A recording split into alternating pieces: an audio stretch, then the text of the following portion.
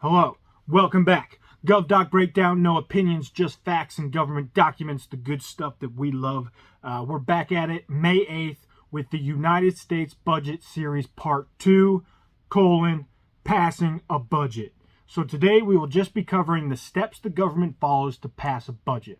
We will drill down into some of these topics in later videos, but for now we just want to understand the scaffolding that the process sits on, so we can understand it when we hear about it. So, step one.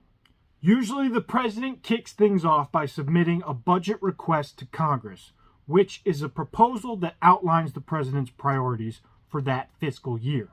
This is that skinny budget that was released last week by the president. We will link that in the description if you want to check it out for all you sickos that really want to get dirty with the proposed budget. So that's what that is. Step two, the Congress then takes that request, and with its power of the purse, which is probably something you've heard about, they get to work on budget resolutions. So the House and Senate budget committees each write a budget resolution, which is a broad outline of total spending, revenue, and deficit targets. And it's not a law. It's just a framework. It's just something that serves as the framework for the budget. So, step three. They both have, House and Senate both have a budget resolution. The House and Senate choose one and attempt to pass it. And if it doesn't pass, we either get a shutdown or a continuing resolution, CR, which I'm sure you've heard about recently. If it passes, though, two things are triggered: the appropriations process and the reconciliation process. Very important things here. So, step 4A, because appropriations and reconciliation are kind of parallel. Step 4A, we're going to go over the appropriations process. So once the budget resolution is passed, there are 12 appropriations bills that need to be passed. And each bill covers a different part of the government that needs to be funded, like agriculture, Homeland Security. Congress itself is actually a part of that. So 12 bills need to be passed in order to fund the government. And if all appropriation bills pass, the government is essentially funded for that fiscal year.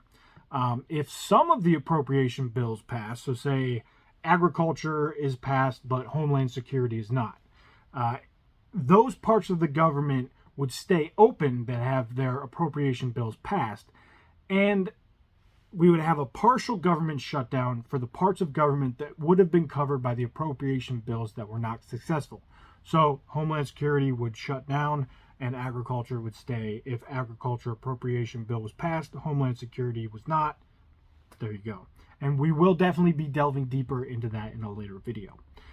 So step 4B, we get to the reconciliation process. So we got request, budget resolution passes, we got appropriation and reconciliation. We just did appropriation, now we're going to reconciliation.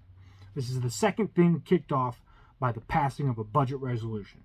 And reconciliation legislation can be used to modify laws that affect spending on things like Medicare, Medicaid, some parts of Social Security, not all of them. There are core benefits that cannot be touched. The reconciliation can also affect revenues. So think of changes to income taxes, corporate taxes, tax credits, etc. It can also, the last thing, which is pretty big, you'll definitely be hearing about this soon, it can raise or suspend the debt ceiling. And the debt ceiling being the limit on the amount of debt the United States can have on its books at any given time, which, if you are one to keenly have an eye for it, we are currently over, but that is not an issue for this video. Another video will take care of that. So, in reconciliation terms, you can think about that mandatory spending we went over in the first video, part 1. Go ahead and check that out. So it's the things that are basically on autopilot that require legislation to modify. And one thing to make sure we understand here is that the government does not need to pass a reconciliation bill for the government to be funded. They just need to pass the 12 appropriation bills that cover various parts of the government. So that's it. That's this general outline. There's not many steps, but the complexities within those steps are very hard to overstate. So basically, you got the president. He submits his proposal, request. The House and the Senate do budget resolutions. They pick one, they pass it, and then from there, they go to reconciliation and appropriations. So we will see you on the next video in the series. Remember, keep your mind open, do your own research, form your own opinion. Peace!